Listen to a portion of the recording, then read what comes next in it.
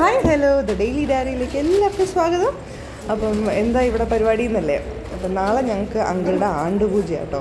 അപ്പോൾ അതിനുള്ള എന്താ പറയുക, കല്ലറ ഒരുക്കണം. അപ്പോൾ ആ കല്ലറ ഒരുക്കാൻ വേണ്ടിയിട്ട് രാത്രിയാണ് ഞങ്ങളിതിന് ഇരിക്കാൻ പോകുന്നത്. അപ്പോൾ അതിന് വേണ്ടിയിട്ട് ഉള്ള സെറ്റപ്പാണ് ഇത്. കാഴ്ചവെപ്പിന് പൊതിയണം, പിന്നെ ഫ്ലവർ സെറ്റ് ചെയ്യണം, കല്ലറയിൽ വെക്കാനുള്ള കാഴ്ചവെപ്പിനുള്ള പൂ സെറ്റ് ചെയ്യണം. അപ്പോൾ അതിന് വേണ്ടിയിട്ട് രാത്രി ഞങ്ങൾ നേരത്തെ ഓർഡർ കൊടുത്ത പൂവൊക്കെ മേടിച്ച് വെള്ളത്തിനകത്തൊക്കെ ആക്കി.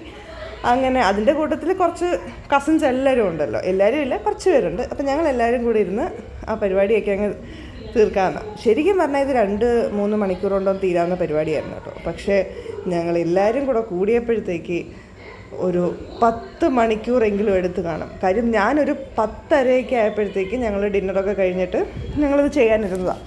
പക്ഷേ ഇത് ഫിനിഷായി മൊത്തം ഇത് കഴിഞ്ഞ് വന്നപ്പോഴത്തേക്ക് രാവിലെ 8 മണിയായി. അത്രയ്ക്കും ഉണ്ടായിരുന്നു ഞങ്ങളുടെ ഗോസിപ്പും അട്ടഹാസവും എല്ലാം. അങ്ങനെ ഇപ്പം ഇവിടെ ഇതിനകത്ത് ഉള്ളത് ആരൊക്കെയാണെന്നറിയാമല്ലോ. ഞാൻ ആ ഫ്ലവർ സെറ്റ് ചെയ്യുന്നത്. അപ്പം അത് കഴിഞ്ഞ് എൻ്റെ മോൾ അല്ലു ഉണ്ട്. പിന്നെ അല്ലുവിൻ്റെ കൂടെ ഇരിക്കുന്നത് എൻ്റെ അനിയത്തിയാണ് സ്നേഹ. അതിൻ്റെ അപ്പുറം ഇരിക്കുന്നത് വിന്നി, ചേട്ടൻ്റെ വൈഫാണ്. പിന്നെ ഡോണയായി പുറന്തിരിഞ്ഞിരിക്കുന്നത്. അവർ കാഴ്ചവെപ്പിനുള്ളത് ഇത് ചെയ്യാം കേട്ടോ, പൊതിഞ്ഞ് അതൊക്കെ റെഡിയാക്കി വെക്കുക. ഇതിൻ്റെ ഇടയ്ക്ക് ഓരോരുത്തർ വന്നു പോകുന്നുണ്ട്, അഭിപ്രായങ്ങൾ പറയുന്നുണ്ട്, അട്ടഹാസവും നടക്കുന്നുണ്ട്. അപ്പോൾ പിന്നെ ഇത് സെറ്റ് ചെയ്ത് വെച്ചിട്ട് വേണം. 11 ബൊക്കെ സെറ്റ് ചെയ്യണമായിരുന്നു മൊത്തത്തിൽ.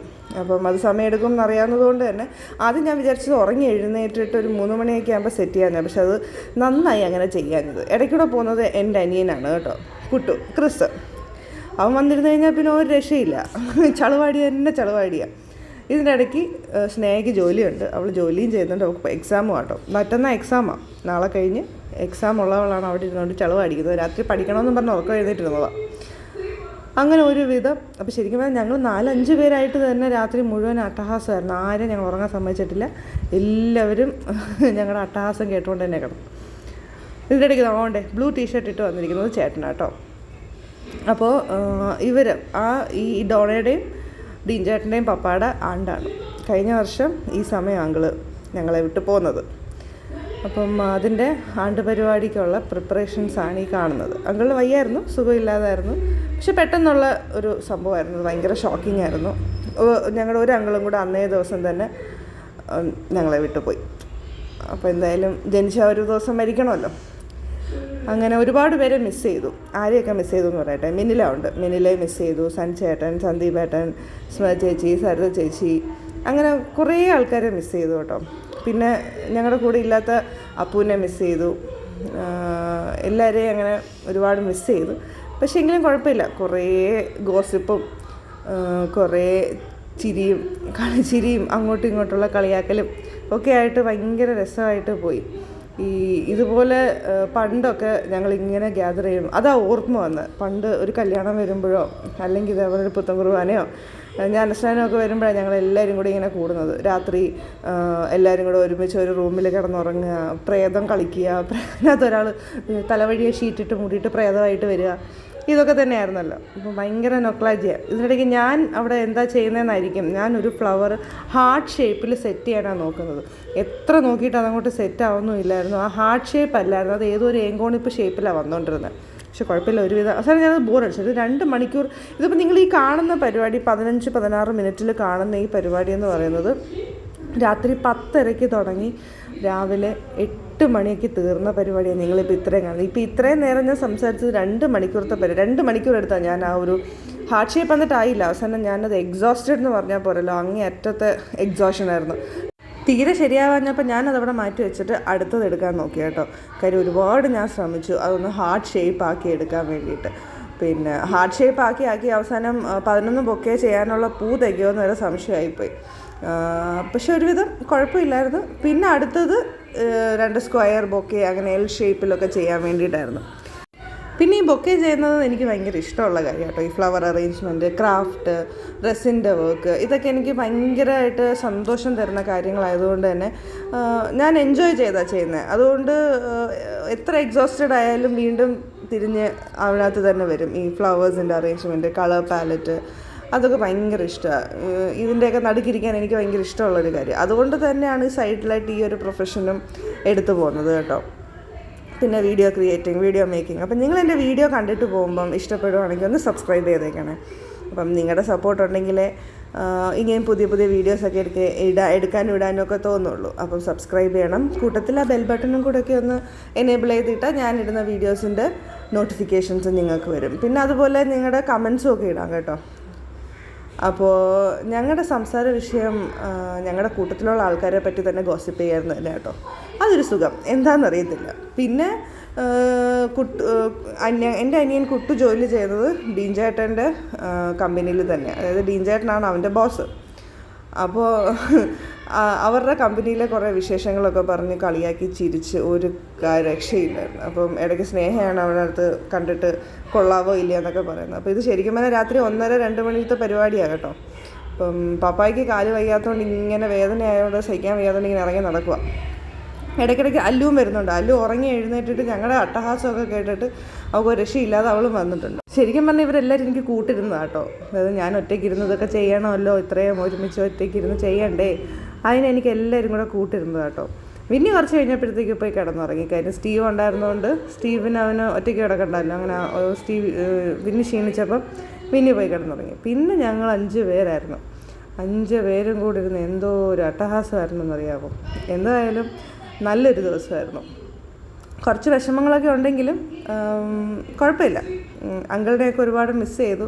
സാധാരണ അങ്കിൾ ഉണ്ടെങ്കിൽ നല്ല രസമാണ് ഞങ്ങളെ വന്നിങ്ങനെ ശല്യപ്പെടുത്തുക. നല്ല എക്സോസ്റ്റഡ് ആയിട്ടിരിക്കുക. എനിക്ക് വയ്യായിരുന്നു, ഞാൻ മടുത്തായിരുന്നു ആ ഒരു ഇരിപ്പിരുന്നിട്ട്.